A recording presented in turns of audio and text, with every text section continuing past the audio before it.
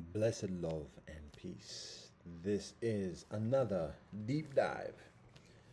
Topic for today is Louis Riél, one of the legendary leaders from the Métis peoples, the Métis nation. And in this series, as I mentioned before, this is a test run. We're doing this without having done any specific research or preparation. We speaking off the tippy, off the dome piece. So it's au natural. However, it may be somewhat wanting in details and other things like that. So this is to see what the interest is and what the proclivity for participation in this project of perpetuation of a people's pluralistically. Plata. So that's what this is. And to be honest, my knowledge of particularly of kinfolk Louis Riél is comparatively modest, to be honest. And we recently complete a rough draft of our World Lit study program, which includes a biography of 124 leaders. Oh, is this a, I'm not going to say plug. I just did. Oh, is this a promo? It's just information, facts. Facsimile. No. FACTS. And so there is some recent research. This is now probably a couple months ago now, concerning kinfolk Louis Riél. But I learned about the Métis, specifically, particularly, and Louis Riél, probably 15, 20 years ago, in the mixed heritage game. So, recognizing the comparative modesty of details and otherwise, what we shall do, endeavor, today, God willing, inshallah, Bezot Hashem, Jayom. What we shall do is provide a context for consideration of the Métis nation and peoples, and experience by talking about, particularly and further, the mixed heritage experience of East and West. And by East and West, in this context, we're talking about the Eastern Hemisphere and the Western Hemisphere. When kinfolk, particularly from the West, done dropped on Turtle Island and said, what's happening? And further. So, like to hear it, here you go. Our story begins with creation. There are many narratives of creation, many beautiful narratives, particularly with a native tradition from Inca land all the way to the Inuit. And obviously, in the Western Hemisphere, there's a number of narratives as well. One of these narratives, a collective of these narratives, includes a process of migration from a garden experience. If we look at a garden experience on this earth today, where could it be? The equator, the region of the equator, and there are two predominant land masses whereupon the equator rests. One is Africa, Alquebelan, and the other is the continent where the Inca reside, this Eastern Hemisphere. And so from that narrative of creation and garden and that experience of perennial bounty without necessity of shelter and storage,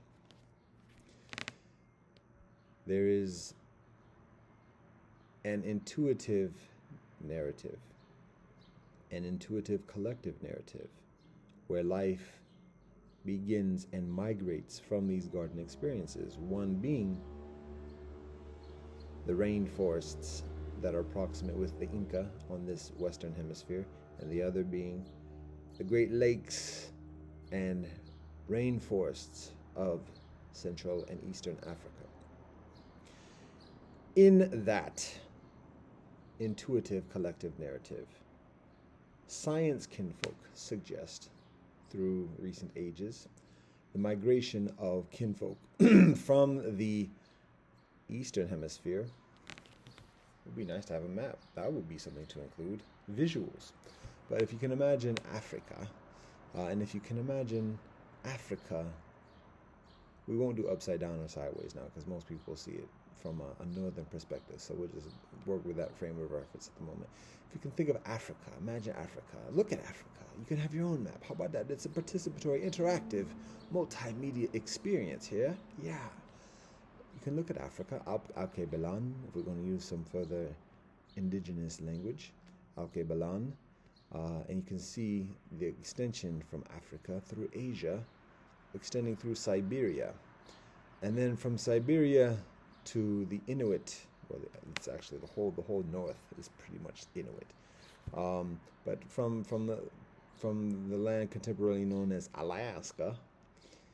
Siberia to Alaska, you see that around that Bering Strait, there's a comparatively, it's very proximate, as one politician says, a few decades ago, an Alaskan governor says, I can see Russia from my window.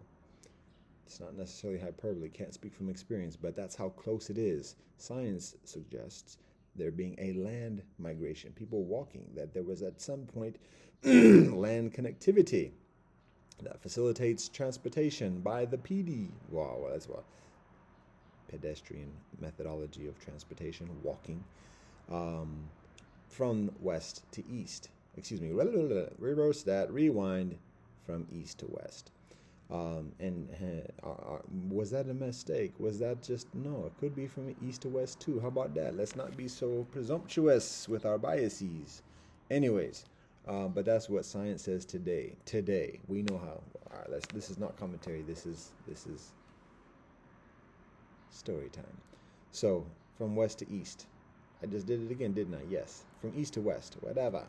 And then continuing on from the land of the Inuit all the way to the Inca. So that's one narrative, communicating and explaining from an Eastern perspective, habitation within the Western Hemisphere, all the way up to that area of the garden. But again, recognizing life beginning there in that garden, progressing further from that accordingly. So that's one part of the explanation of the confluence of East and West. From the very beginning, that occurring over a long period of time, many thousands of years ago. So, somewhat further recent. Are we already here? Are we here? Well, we'll make general reference of other additional migrations from Alkebalan directly to the Eastern Hemisphere. I did it again. Wow, we're doing this a lot. From Alkebalan to the Western Hemisphere, to Inca land, and additionally by sea. And there are a number of narratives that talk about this.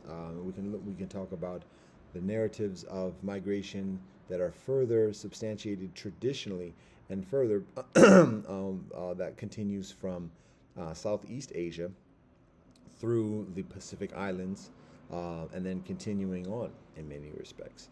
But particularly the establishment of the communities of the Morai, and Aboriginal peoples of the area known as Australia, Wurundjeri peoples, and additionally that being an established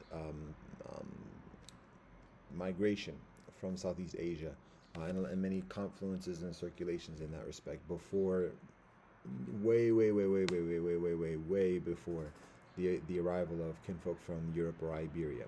So again, lots of migrations through a number of different time frames, and all of that is thrown into the mix of existence. So that's some of the long time history, prehistoric, and a number of thousands of years ago, and it continues and continues and continues. So from there, specifically talking about this continent, and how about like in the newbie experience of just the past 1,000 years. Before the first contact of Christopher Columbus, there's actually the commonly recognized and known actuality and factuality that Scandinavian kinfolk from the fjords arrive on this Western Hemisphere over 1,000 years ago. It's part of the experience of travel and exploration. Before, again, the cartographers are too tough from Iberia and from Italia. So the Vikings have this culture of raids, but also just exploration, learning how to make sails kind of decent, and being able to travel further and further with those sails. And part of the purpose of the Scandinavian exploration is pillaging, but even further than that, it's establishing settlements, and just like finding other additional places to build. I mean, things are not as populated as it is today. The land claims are less fortified or otherwise. That's arguable, comparatively speaking, but there's further room and space. So, like, just going out and finding out, and it wasn't just all, it's not all innocent or whatever, but just like, yo, go and find out, and so that's what kinfolk did. Scandinavia goes to the place called Iceland, that's actually green, and then further to the land called Greenland, which is actually ice. Is that by accident? Not at all.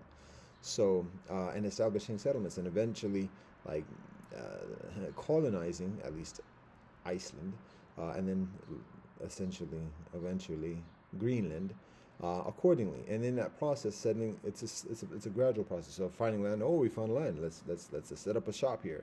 Let's leave some supplies for when we come back. And additionally, oh, now we can keep people here, and people can sustain themselves here. Okay, and then further.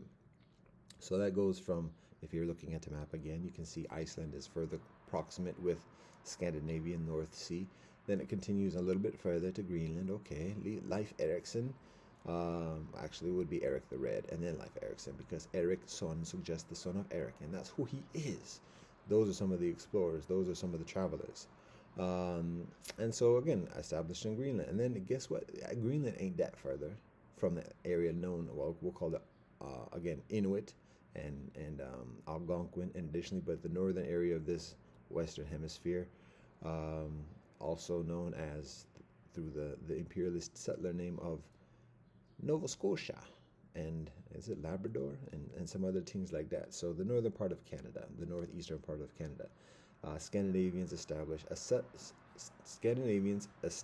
settlements along the coast, the eastern coast of northern Canada, and in that region, and it's comparatively amicable initially.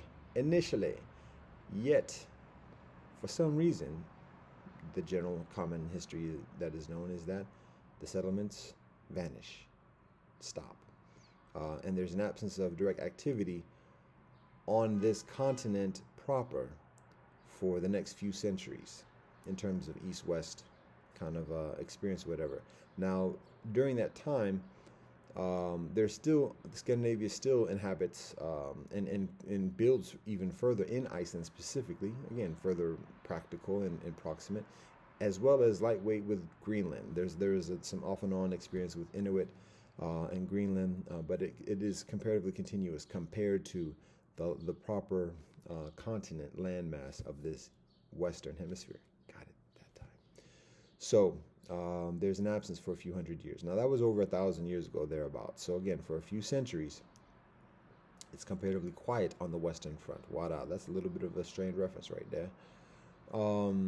So, and it's not, yeah, we'll throw this in here at the moment. And wow, this is actually extremely relevant to the narrative of Louis Riél. So it's beneficial to recognize that it's not all one way, quote unquote. Like like Europe is not a dominant Scandinavian. Well, Vikings are in many ways for a while, but through the years, through the centuries, through the thousands of years, it's not a one-way experience of conquest and carnage, just from Europe to the other. And this is not a I have to be careful of the politics or whatever else, but this is just to be mindful. Like, this is not an apologist or whitewash kind of history. It's just a matter of being actual about this. And here's an example I'm talking about. The settlements in Iceland are distant from proper Scandinavia, and so just in terms of the practicalities of protection and otherwise, there are narratives about Denmark being a protectorate at some point, again, within the past 1,000 years, many centuries ago. Denmark being a protectorate of Iceland. So Iceland was its own entity because it's off in the cut. Um, but at the same time, like it's known, it has some things, and people are settling there. So then it becomes a target for exploitation, not just from Scandinavia or Europe, but also from other kinfolk who know how to put sails together and cause wreck. The Mediterranean region, particularly, I think it might have been the Ottoman Empire, but like kinfolk who've been doing it for thousands of years in the Mediterranean recognize, yo, these boats work further north too. And the thing is, like, kinfolk would do raids and go up from the Mediterranean and up through Europe and like see, oh, who's sleeping, who's not on their tippies, and then go in and pillage villages, take captives and turn them into slaves and bring them back to the Mediterranean. And that happened to Iceland on numerous occasions. That's one of the reasons why Denmark is a protectorate, to not let that happen. But yo, they don't get everything. So there's a narrative about a brethren about like 800 years ago thereabouts. Again, time frame is comparatively approximate. There's a specific story about a brethren who is in Iceland, and there are raiders who arrived from, I think it's the area known as Turkey, again like the Ottoman Empire, but Middle East, and like show up and just like, yo, piracy, come in and take over the village. And they already had like methodologies of protection in terms of running and hiding, but some kinfolk, and they would have warnings about like sightings and stuff like that to warn villagers ahead of time, like days before, like, yo, there's kinfolk on the move, be careful. And so if kinfolk didn't heed that, yo, when it happens, yo, and so that's what happened. The brethren was sleeping with his villagers, meaning like he was not paying attention and not heeding the warnings. And when the pirates arrived, they came in and took peoples, and they brought them back to Tunisia, I think it was, and then sold them as slaves. So there's a brother from Iceland, proper Scandinavian brethren from Iceland, living as a slave in North Africa, like hundreds of years ago, before the transatlantic slave trade happens. And this is not an excuse. This is not like an equal kind of just facts. This is history.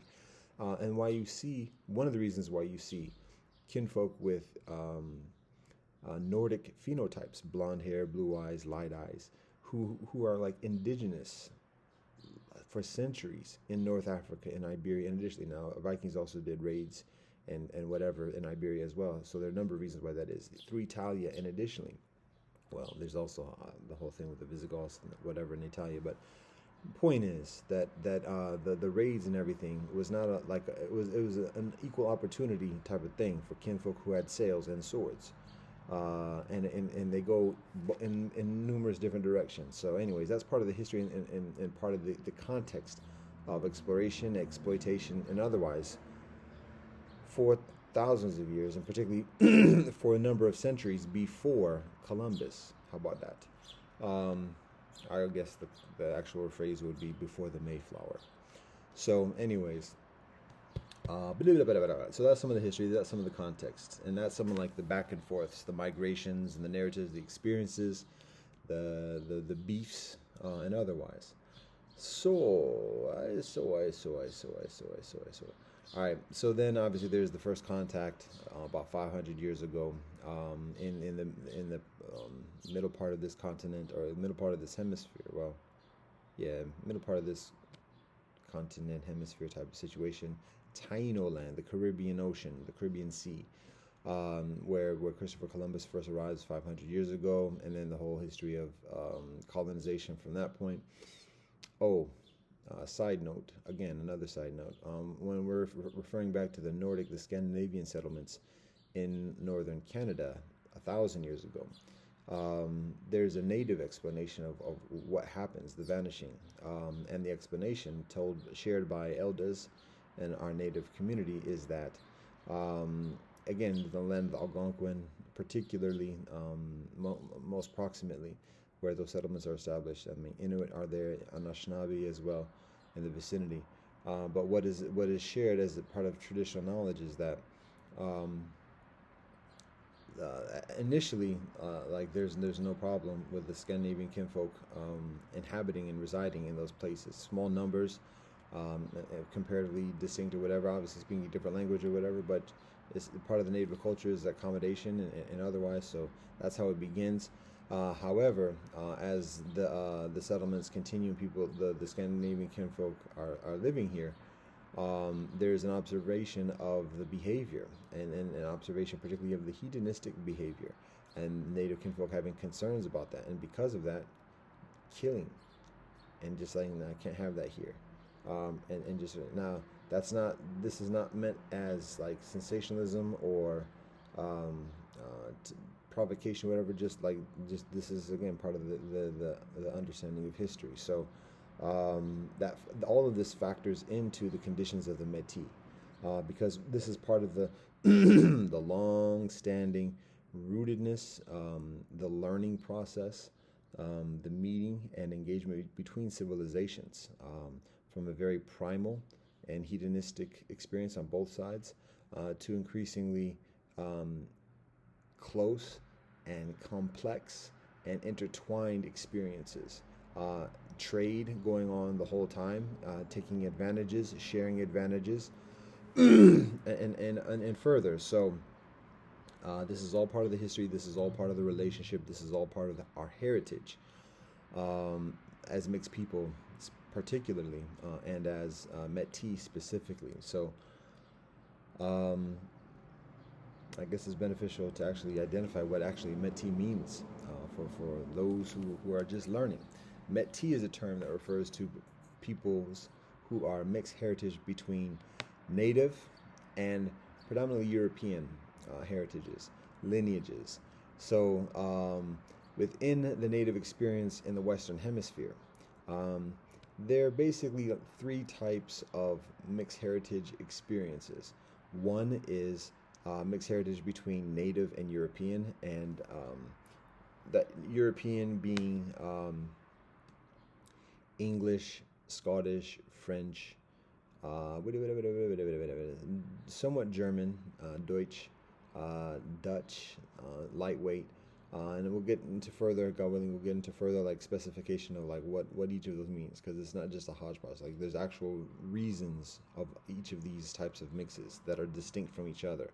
Um, so that's one kind of category of mixed heritage, native mixed heritage. Another category of native mixed heritage is Iberian and native. So that obviously further occurs in the further southern and further proximate, the locations further proximate with the equator, where the Iberian nations, the Iberian kingdoms and peoples arrive and colonize or exploit.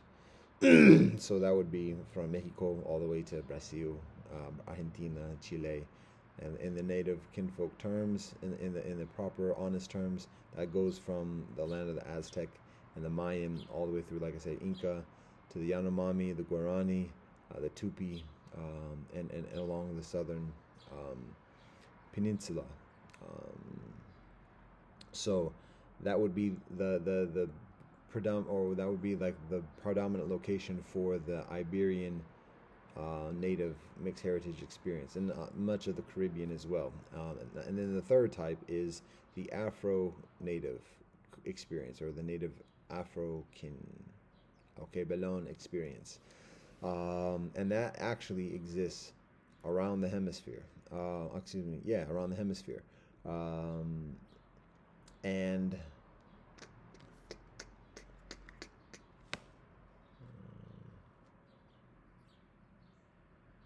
that would not be it. That would be it. Oh, that's so profound right there. Okay, fantastic. Um, it's a black pen. That's not funny. All right. Concentration.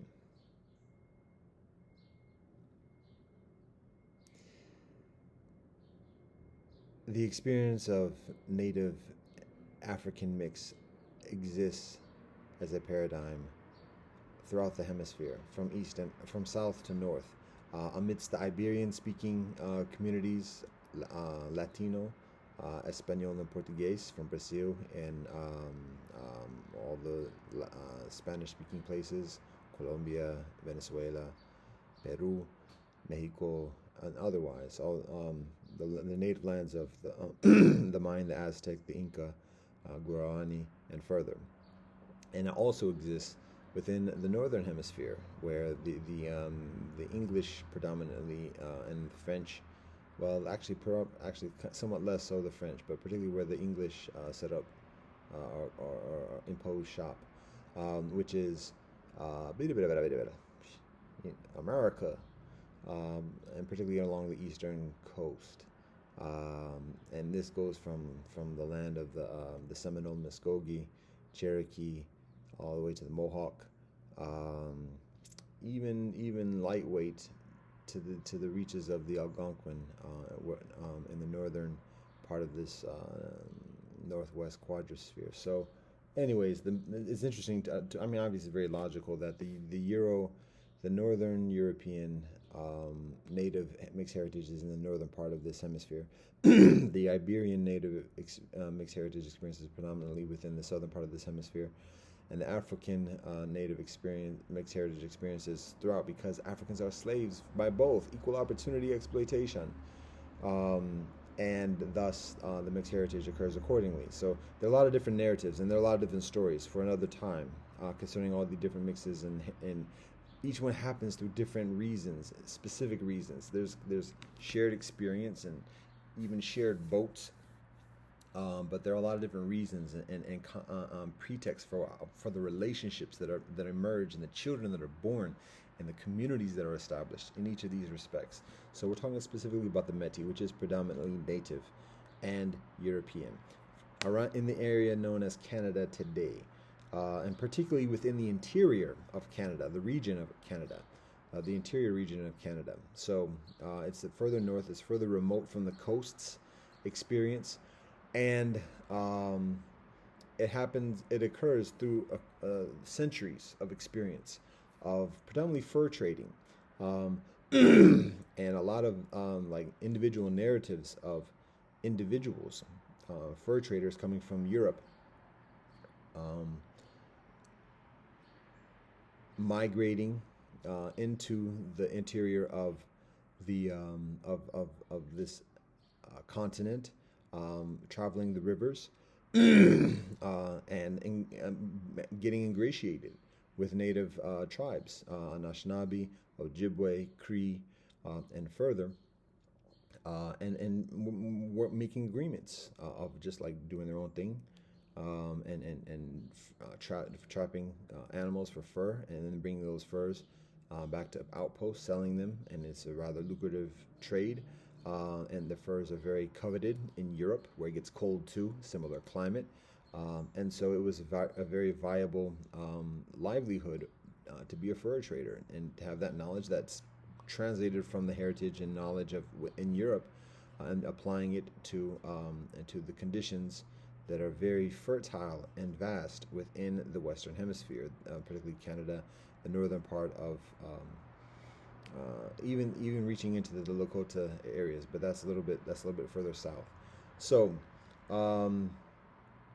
that's some of the background, and it takes a while for kinfolk from Europe to get from the east coast, where there are settlements, and even within recent centuries after first contact, when towns are being established, and like colonialization is plopping itself on the eastern coastline, from Muskogee land, from south of this particular quadrosphere, all the way through the land of the Algonquin. So it's not a big thing for kinfolk just to travel, get on a boat and arrive in Mohawk land, Amsterdam, New Amsterdam, or otherwise, and like reside in a nearby town and otherwise, just a few centuries ago, before the United States is a thing. However, it's a much different experience to travel further inland, amidst like the natives, learning the language, and ingratiating oneself with the kinfolk the native kinfolk. A much different experience. It's not. We're not going to say pioneer. It's not even that experience. It's a very individualistic experience. It's a man who's like does his own thing. He's not messing with society too tough, but he needs to make a living. He knows knowledge about like nature and hunting, and he has this independent spirit, and so he's strong. He's willing to take risks. He's respectful. He knows how to handle himself diplomatically. He knows how to handle himself streetwise. Back when there wasn't too much streets too tough, but he's that type of dude. He's coming from again France. He's coming from Scotland. He's coming from England, lightweight. But a lot of the English kinfolk were kind of like tough on yo. We have it much better here in civilization. Why would I rival? Why would I? Anyway, so Scottish, French, Dutch,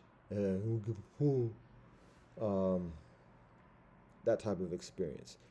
Scandinavian, not so much. Again, like I said, there's already that experience, and so primarily those are the main category of ethnic kinfolk from Europe who are doing that fur trading. And there's others, but that's much of it. So, particularly as French becomes increasingly established as a colonial presence in the northern hemisphere, a lot of French, and then other kinfolk who are somewhat aligned with the English colonization experience.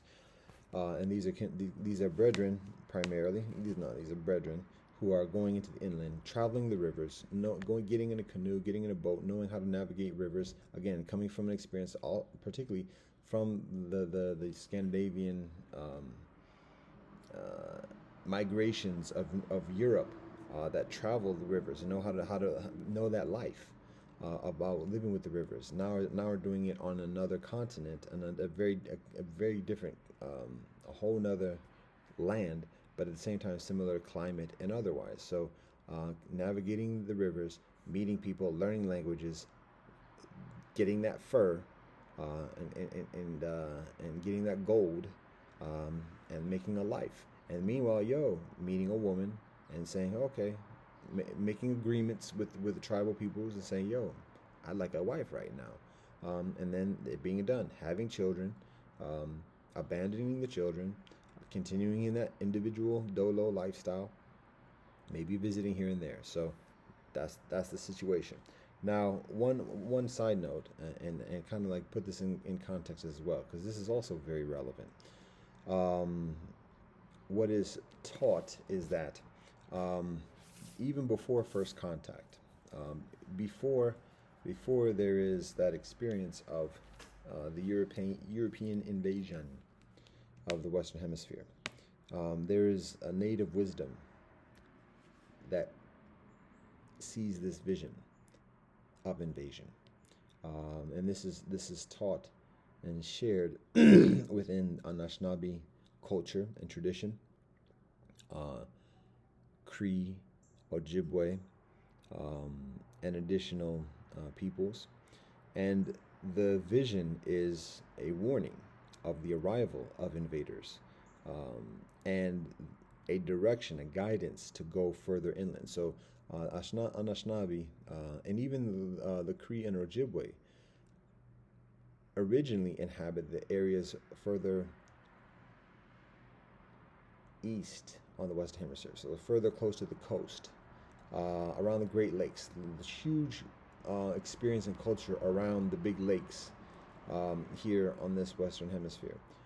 So a lot of indigenous peoples living here for a long time, north and south portions of the lake. Obviously, it's just very logical, it's natural. But there's a warning, particularly from the eastern portions, is saying, things not about to get nasty. Is prudent to go inland, away from the invasion, and so that's what's done. And there's a whole legend, explanation, and narrative about that indigenous migration, that preliminary, preparatory indigenous migration from the coast region into the mid-continent before Europeans arrive, and so that sets up much of the scene when the Europeans do arrive. And again, also just to be further give some further context in terms of the nature of it. Again, when I talk about the habitation around the lakes region, again, it's just very logical. It's intuitive. Water is life, plants, animals, and additionally, so it's only natural that humanoids habitate. How about that? Inhabit um, around areas that have large areas that have large amount of fresh water, and the life in those areas. So there are cultures amongst indigenous peoples that are established. That's one example. And another example that I'm sharing here is also what's referred to as the Mississippi culture. Within indigenous heritage, there are many tribes. The Mississippi is the largest river that flows in this continent. From the tributaries come from all the interior of the continent and then flow together into like the middle of the continent into um, the area generally known as the Caribbean Sea. It's technically, I think, the Gulf of Mexico. All right, so that's what it's referred to at the moment. Um, so huge river, massive river, and again, peoples migrate and inhabit in the vicinities of the rivers or the fresh water. And so there are many indigenous peoples from the Lakota to the Muskogee, Seminole, and otherwise Creek, who are known as Mississippi culture tribes and nations because of that, and have a similarity accordingly. Long time ago, centuries and even thousands of years ago. And so there's the Mississippi culture native kinfolk, and there's also Great Lakes culture kinfolk, and that includes again. I haven't even mentioned Haudenosaunee yet, which is the Iroquois Confederation, but that's very relevant. But it's somewhat of a different story because it's a different geography. But that's part of the Great Lakes culture. Haudenosaunee, Algonquin, Anishinaabe is a larger collective based on language, and then Cree and Ojibwe are some further specific tribal nations within this fold, and that migrate further into the interior of this continent. So again, all this is the background. So on one side, we have native kinfolk who live here for thousands and thousands of years. Many native kinfolk who live around the Great Lakes, and native kinfolk who receive a vision and a guidance to migrate further interior into the inland and do so and establish um, habitation, a lot of it migratory, within the interior of this continent. That's on one side. And then on the other side, we have Europeans who are dealing with everything that's happening in the Eastern Hemisphere, all the civilizational get at you type stuff, and Scandinavians migrating and exploring other locations, and eventually, gradually, arriving into the Western Hemisphere. And then upon arrival, the further kind of loner kinfolk who are not trying to be part of society too tough go further, are the first to go into the interior of this continent and ingratiate with native kinfolk. And through that ingratiation, through that economics and politics and diplomacy, there are relationships, there are marriages, and there are children. And this happens over many centuries.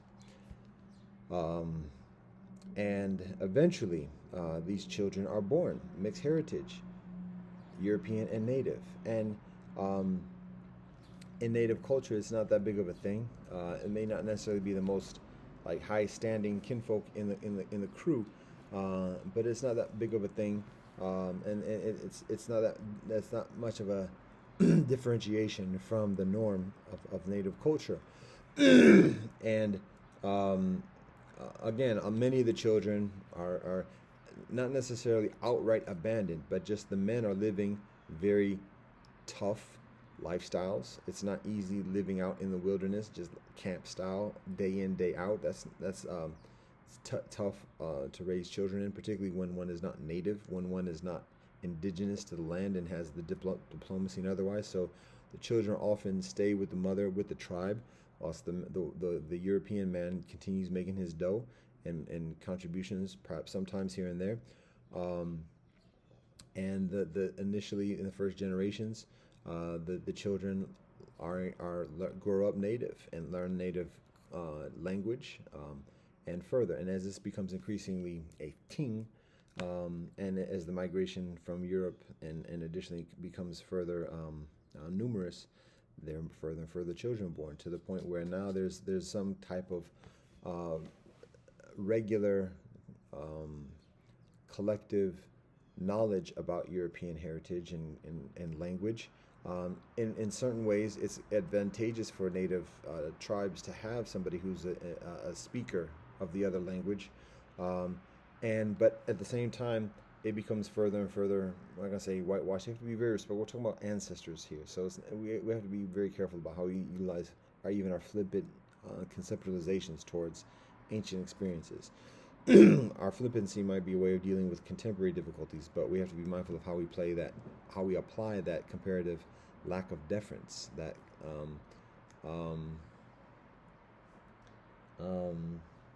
irreverence towards our ancestors and the ancestors of others. So we just have to do somewhat of a mind check on that. So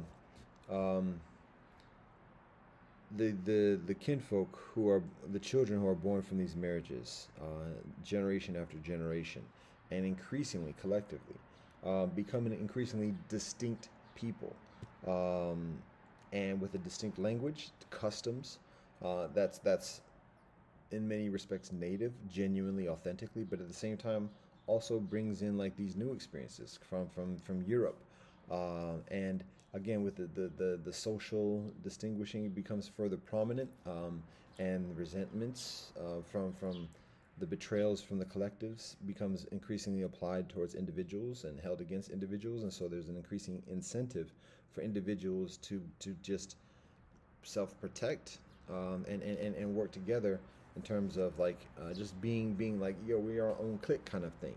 And again, this is generation after generation over hundreds of years, to the point where there's enough people in terms of numbers, and enough of a distinct experience, enough of a motivation, enough of a functionality to exist as distinct collectives, distinct groups, and that's what begins the Métis experience and the Métis people, and so Métis kinfolk exist with there's a lot of pluses and minuses concerning the Métis, the relationship that Métis have with native people, and that the Métis have with European colonizers, who become increasingly prominent as a militaristic and governing experience on this continent. So just by the nature of things, as the Métis become further distinct from the native origins, and further acculturated in European ways and language, that also provides de facto advantages, in comparative advantages, in dealing with the increasingly dominant colonial administration that becomes increasingly present through the generations and through the centuries. And so and Métis kinfolk are able to utilize a knowledge about European culture, and additionally not to initially assimilate within European culture, but to establish, to maintain distinction from European culture, but also distinction and autonomy and balance of leverage when interacting and negotiating with native kinfolk. So there's obviously always a territoriality, land situation. There's migratoriness as well, because this is part of the culture, predominantly, not all across the board, but significantly. So, but there's still the land claims, and additionally, and the Métis get situated in certain places, and with certain settlements. In addition, there's continuing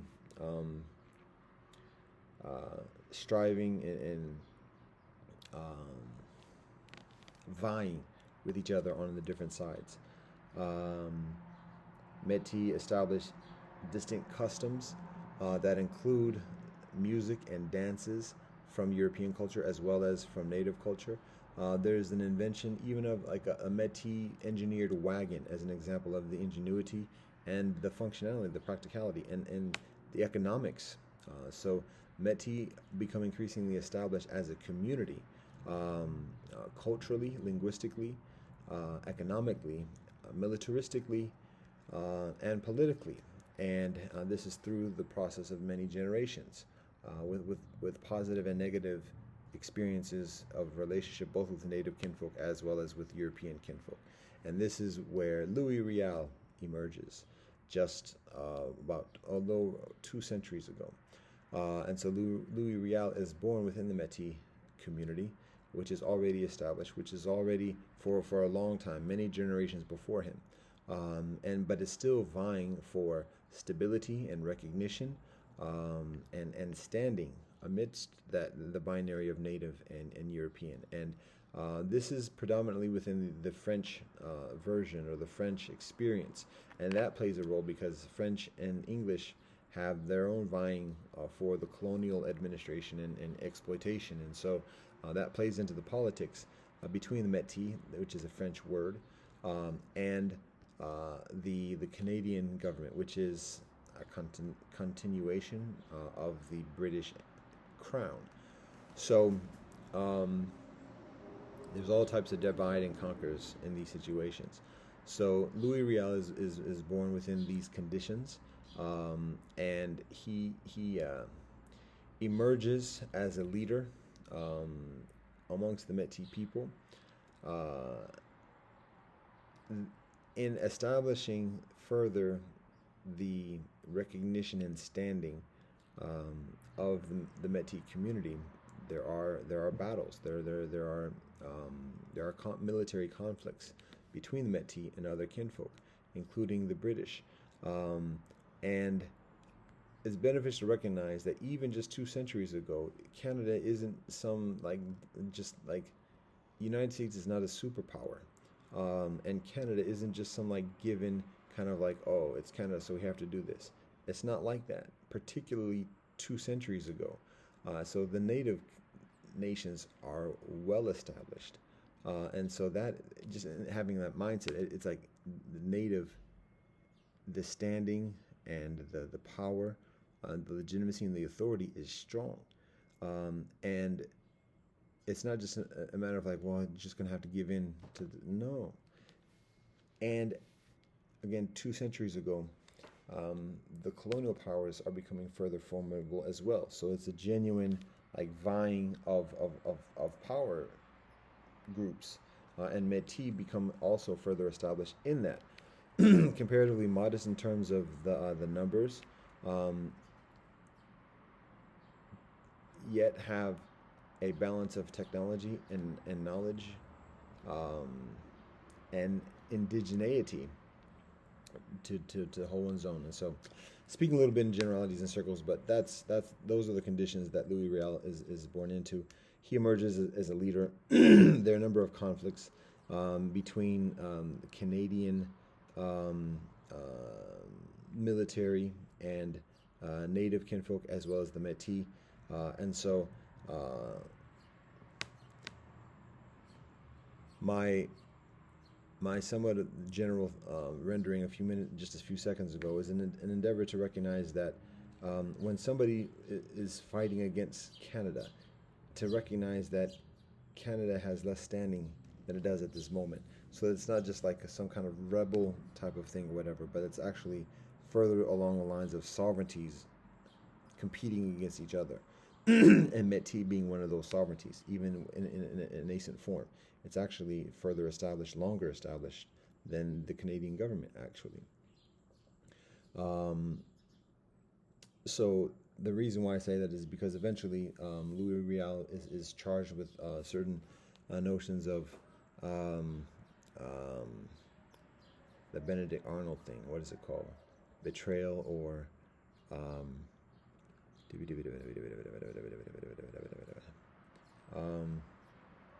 when somebody goes against their nation or wow, there's a formal name for this. Treason. That's one word.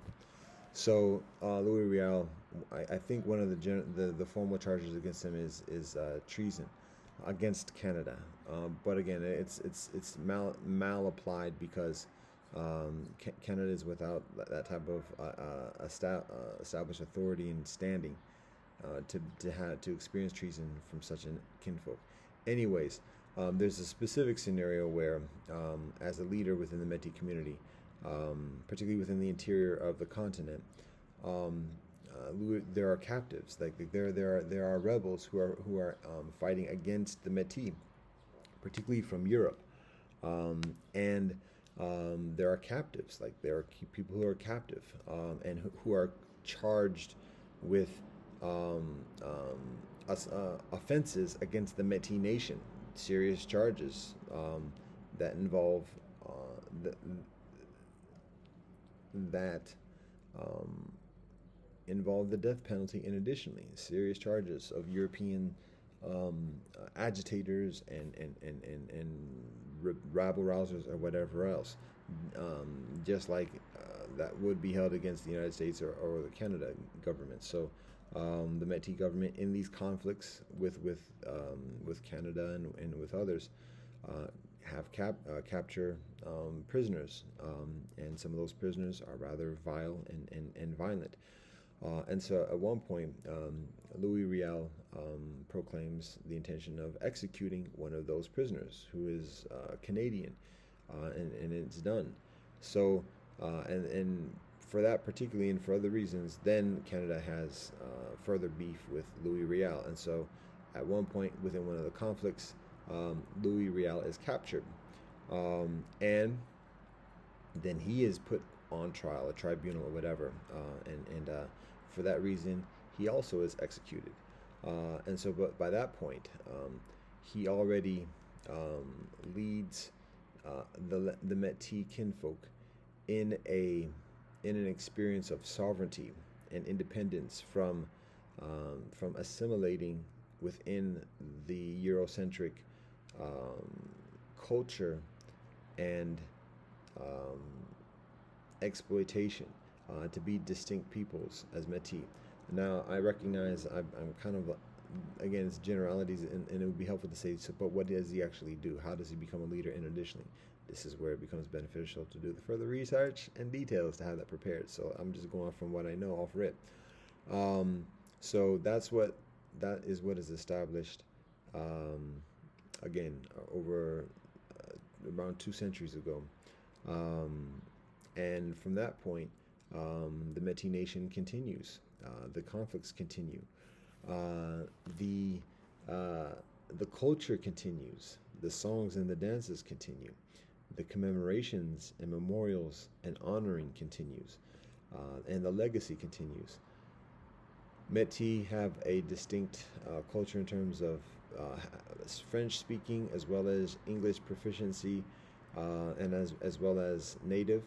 I mentioned many of some of the tribes that where the Métis come from: Cree, Ojibwe, Anishinaabe speaking, and further, much from the northern portion of this continent in the interior. Many of Métis peoples, many people who would qualify as Métis, actually become known later as a distinct group. Cajun, the Cajuns, gradually and eventually migrating through the centuries from the interior, again, predominantly through the Mississippi River, going down the river, and then settling further south in the lands of the Creek, the peoples known as the Creek, Seminole, the Mississippi culture people. So going from the interior Great Lakes cultures of the Anishinaabe, Cree, and Ojibwe, and traveling further south along the river into the Mississippi culture peoples, beyond the Lakota and further into Seminole Creek and Cherokee regions, and particularly residing amidst the Mississippi, in the area known today as Louisiana, New Orleans, and otherwise. Obviously, it's very French, and there's that continuity as well. And so those are Cajun peoples, but similar roots with the Métis. And Cajun is another mixed heritage community. Creole is a whole another mixed heritage community in that same region, but also including an African experience. Um, so that this is all part of congruence, and those are narratives for another day, God willing. These are all. This is all the relations. This is all the lineages concerning mixed heritage between East and West, and the Métis Nation continues to this day, is even further strong today, and actually has legal standing, legal recognition in the international community, is a distinct nation recognized by the Canadian government and by additional international uh, agencies and organizations. Um, in recent years, the Métis actually, I'm uncertain where the process stands at this moment, but there is a strong initiative to establish a formal constitution with amongst the Métis people, and it spans many provinces or many regions within the northern area of this continent, and there are subsidiaries, administrations within the Métis Nation, within these different provincial locations. And so there's a very organized culture amongst the Métis. It assumes many Eurocentric, um, I won't say aesthetics, but it assumes a number of very Eurocentric um, customs or cultures, particularly politically, but at the same time continuing in a very distinct indigenous rooted culture of music and dance and customs as well. Métis have land masses that are recognized as Métis land today. And so it's one of the few examples of a multi-generationally established community that has its own conventional authority that is recognized in the international community. So it is indigenous. It's distinct from the Assembly of First Nations, although it has relations with the Assembly of First Nations. And there's again plus and minuses concerning the relationship with Europeans and with Native kinfolk as well. Um, so yet Métis continues strong today. Um, there are, I mean, obviously there's still much to be done concerning the Native experience on this hemisphere, but comparatively speaking, and compare the Métis Nation compared with other Native nations is comparatively strong, and the Métis Nation compared with other mixed heritage communities is significantly strong. So there's much for mixed people to learn around the world about the example and the methodologies of the Métis people as a culture and also as a politic. Uh, One thing to be mindful of is that a native experience, a native culture coming from this region of the hemisphere, there's a very strong clan experience. And there's 7 clans with 7 different principles within the Cree, within the Anishinaabe peoples. And so the clan experience is very foundational um, to strengthening just individual experience, strengthening family experience and relationship, and strengthening tribal experience, the relations between tribes, how things are negotiated. And it's not just a matter of saying, oh, we're part of the same clan, but it's a matter of the clans each having a specific culture, and that's known. When people are just meeting each other, the culture is known and it's prominent for each one, and it's from that culture. Each one is distinct, but at the same time, all the clans being part of the clan system also share further principles that are amongst the entirety of the tribe and the tribes. So clans have distinct culture, as close knit and prominent within one's psyche, and that guides relationships within clans and guides relationships with tribes. When the tribes get together, there's further congruence in terms of relationship because each one is very acculturated within the clan experience. And something further, it's helpful to be detailed, like tangible, give examples of what it means, like what is clan culture. But before that, and my knowledge is modest, but before that, just further in terms of the clan experience, so that when it does come time to make government decisions, and additionally, there's already a further congruence of relationship that makes these decisions easier to complete as a collective.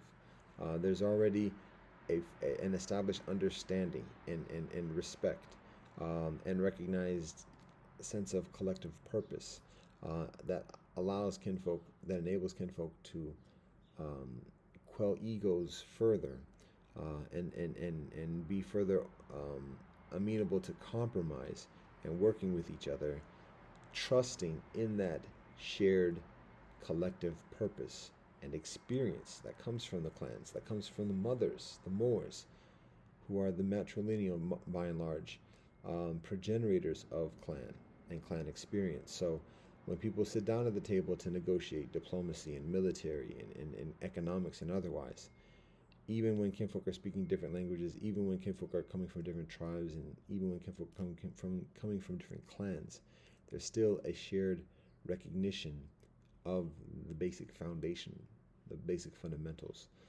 that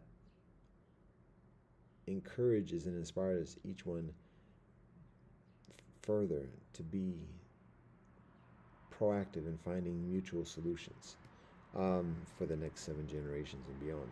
Now, that might sound dreamy, utopian, and implausible. It's part of what goes into it, compared to just military against military carnage, and then finding some type of agreement afterwards. So, a little bit of an exaggerated binary, but the point is to encourage that experience of clan, and to recognize how this is part of the heritage within the Métis, and something that's very beneficial to cultivate and further within the larger omnilateral mixed heritage experience.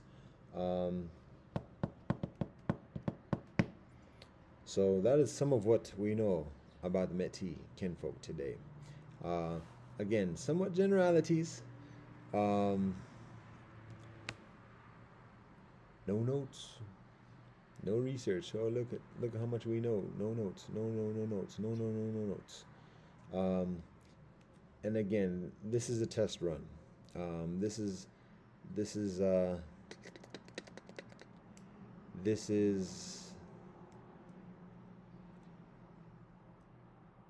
we are getting some positive responses, some direct responses and encouragement for doing this. So we continue on. This is the second iteration. Again, like I said, it may be less detailed than we were going to abstain from referring to other episodes. Just invite each one to be standalone, but this one might be somewhat less detailed. I'm speaking from my frame of reference, so there's always going to be biases in that respect. But the interest is to do this as a collective project, for other people to be involved in having discussion. So it's not just a one-person presenter, but it's a conversation, and each of those people doing research beforehand to be able to speak further knowledgeably and in detail. There's an army of bicyclists rolling. Serious. Oh, it keeps on going. Laughing and talking. Very militaristic, with the same jerseys on, same kits. I done saw probably over 50, going on 60. And that might be the anchor right there. That was just about maybe 60, maybe 80. I'm getting a little bit exaggerated now, but there was a lot of bicyclists. That's not the usual thing. That's a beautiful thing. So that's why we pause and comment. All right. On a Thursday, lightweight during rush hour. Haha, that's provocative. Beautiful. Anyway, it's a nice day for a bike ride, I should say. Cooler time of day as well. Beginning of the day. All right. Very natural. How about that? Close to nature. Continue with nature, flowing with the rivers. There's a stream that flows right by here too. So when we talk about solutions for civilization, nature, and steps from where people are today, closer to nature, bicycling is a beautiful step in terms of transportation, less pollution, uh, exercise, fresh air. Uh, it is the introduction, many children's introduction to the experience of freedom of movement. Uh-oh, what up? We got the second wave.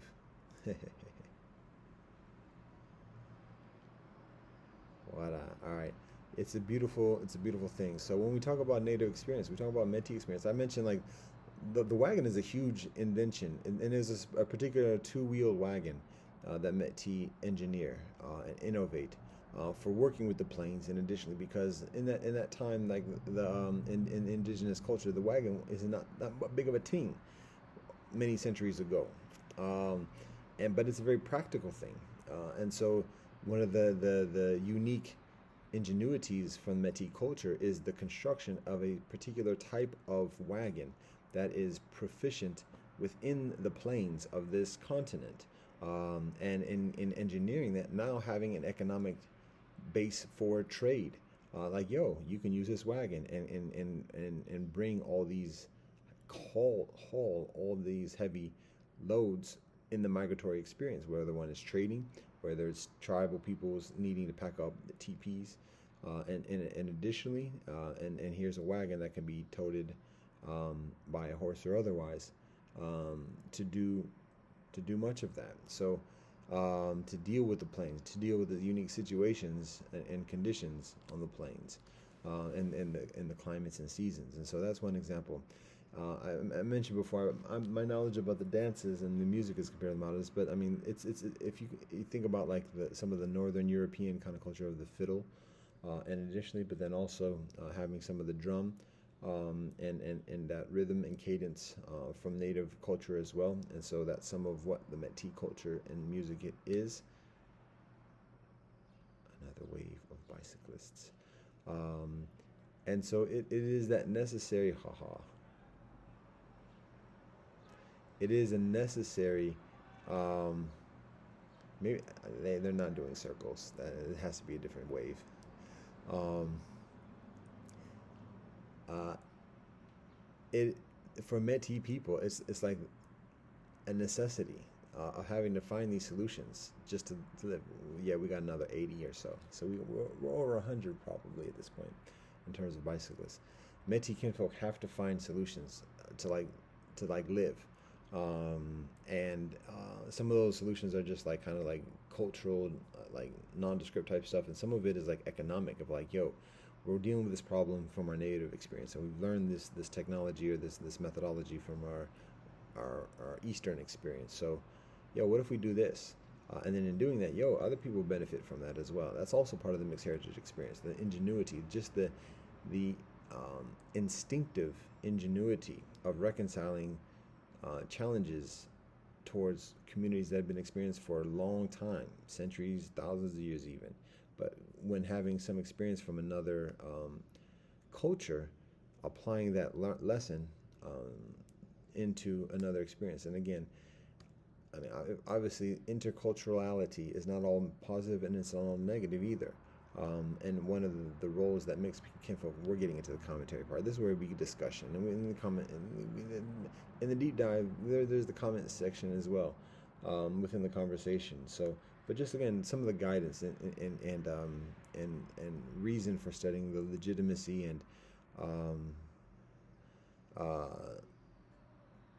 we can go into divine providence of like God working through mysterious ways and working through each of us to manifest the continuing learning and reconciling with each other, reconciling and learning, because learning comes from reconciling. So particularly for coming from mixed heritage experience, Native and European is one example, but in every multi-ethnic experience, there is that purpose. We've got a third wave of bicyclists. Anyway, so maybe now I gotta think if this is like a circle. Anyway, I gotta spot people, spot t-shirts specifically. Anyway, because that would be about like 200 or 300 at this point, bicyclists that walk by, and that's a positive thing. That's part of the purpose of mixed heritage, whether we like it or not, whether we agree with it or not. Ha ha! Don't matter if you agree; it is anyways. Everything is everything, so it's difficult to argue against that. Each of us might accept that and devote ourselves with different intensities to the actuality, but this is part of what it is. So we don't need filler. We don't need to keep on talking just to talk. But there's a lot to, anyways. Point is, there's a lot to learn from the Métis. For myself personally, particularly, and there's a lot of encouragement to do that learning, and to do deep dives, look into the further details of the kinfolk Louis Riél, and even the kinfolk before him, and to absorb some of those lessons, and apply and live some of those lessons, and there are things that are not the most positive about Métis either. I'm going to be mindful of like how much I didn't do a lot of commentary about within previous joints, so I'm not going to do a lot of commentary, and particularly not a lot of like any shade or whatever else like that. But that would be for conversation, and it's not purpose of shade, but just to be honest and just to have an open conversation about that, pluses and minuses, with all due respect. So, but at the moment, that's not what this is.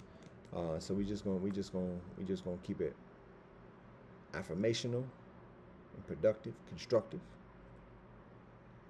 to be prudent at this juncture.